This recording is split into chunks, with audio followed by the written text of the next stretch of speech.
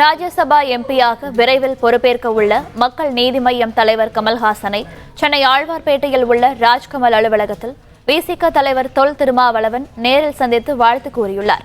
இது தொடர்பான கூடுதல் தகவல்களை தருகிறார் எமது செய்தியாளர் ஜெபர்சன். ஜெபர்சன், வணக்கம். இது பற்றிய மேலும் விவரங்கள்.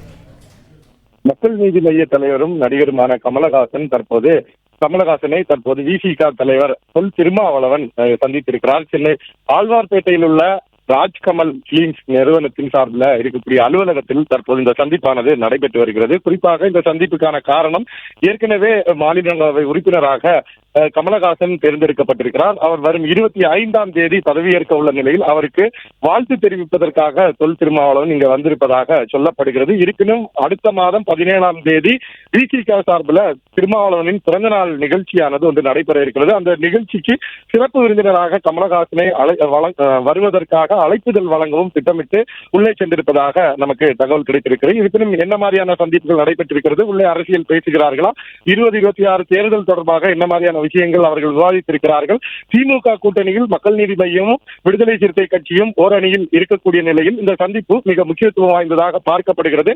இந்த சந்திப்புக்கு பின்பாக விசிக தலைவர் தொல் திருமாவளவன் செய்தியாளர்களை சந்திக்க உள்ளார். பிளே ஸ்டோர் மற்றும் ஆப் ஸ்டோரில் இருந்து பாலிமர் செயலியை QR கோடு மூலம் பதிவிறக்கம் செய்யுங்கள். செய்திகளை உடனுக்குடன் பெறுங்கள்.